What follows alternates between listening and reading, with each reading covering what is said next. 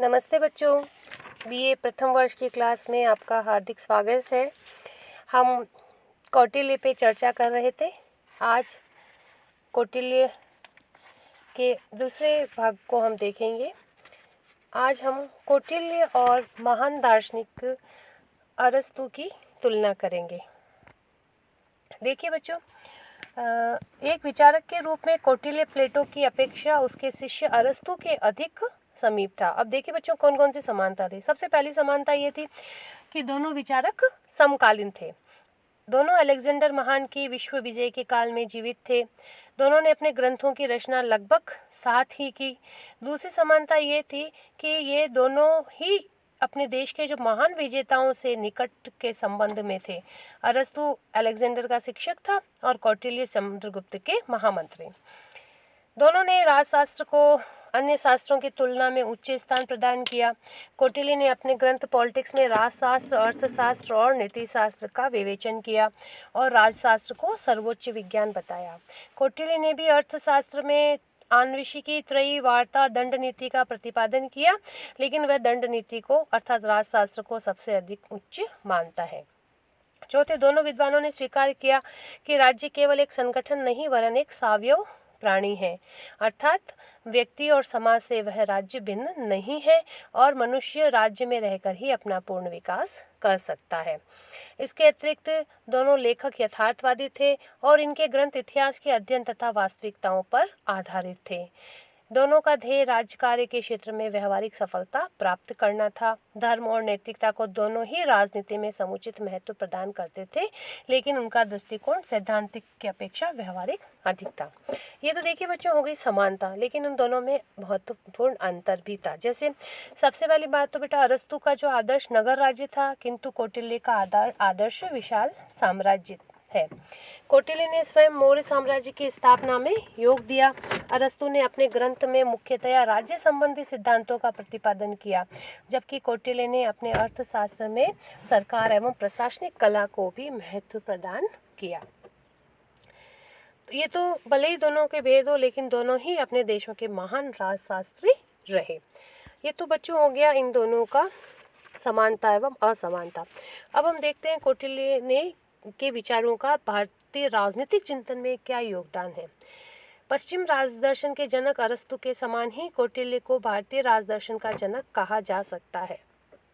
प्राचीन भारत की राजनीतिक विचारधाराओं में सबसे अधिक ध्यान देने योग्य कौटिल्य की विचारधारा है।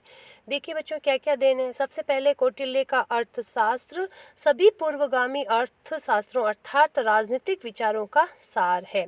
अब तक के जितने भी पूर्व के राजनीतिक विचार हुए, उन सब की बिखरी हुई जो विचार थे, उनको कौटिल्य ने वैज्ञानिक ढंग से विवेचित किया। दूसरा, कौटिल्य के पूर्व भारत में जो राजनीतिक विचारक हुए, वे सभी धर्म प्रधान दृष्टिकोण वाले थे और उनके द्वारा धर्म तथा नैतिकता की पृष्ठभूमि में ही राजनीतिक विचारों की विवेचना करने का कार्य किया गया। किंतु कौटिल्य प्रथम विचारक थे जिन्होंने राजनीति की एक स्वतंत्र विषय के रूप में विवेचना की और इस प्रकार राजनीति को वह स्थान प्रदान किया जिसकी वह अधिकारिणी थी। इस प्रकार कौटिल्य ने भारत में वही कार्य किया जो कार्य उसके समकालीन विचारक अरस्तु यूनान में कर रहे थे। कौटिल्य ने राजनीति के एक स्वतंत्र विषय के रूप में जो विवेचना की, उसका भारतीय जनमानस पर गहरा प्रभाव पड़ा। तीसरा बच्चों, कौटिल्य एक यथार्थवादी विचारक थे। उन्होंने शासन व्यवस्था, सेना, युद्ध, दूत, राजस्व आदि विषयों की विशेष विवेचना की। कौटिल्य की धारणा थी कि राजा को अपना शासन ऐसे मंत्रियों के परामर्श से चलाना चाहिए जो निस्वार्थ, त्यागी और योग्य हो। आज भी नितांत सत्य है। कौटिल्य ने राज्य के लोक हितकारी कार्यों की जो व्यवस्था की, उससे वह लोक कल्याणकारी व्यवस्था के जनक के रूप में हमारे सामने आते हैं। कौटिल्य ने राजा को ये उपदेश दिया कि शासकों को प्रजा के धर्म में कभी हस्तक्षेप नहीं करना चाहिए और प्रत्येक व्यक्ति को धर्म पालन की पूर्ण स्वतंत्रता होनी चाहिए। इस बात को सिद्ध करती है कि धर्मनिरपेक्ष राज्य का आदर्श रूप कोई आज के युग की देन नहीं है। नेक्स्ट बच्चों, कौटिल्य ने न केवल राजनीतिक विचारों का प्रतिपादन किया वरन अपने व्यवहारिक कार्यों के आधार पर देश को एक सुदृढ़ व केंद्रीय शासन भी प्रदान किया, जैसा कि उसके पूर्व भारतीयों ने कभी भी नहीं जाना था।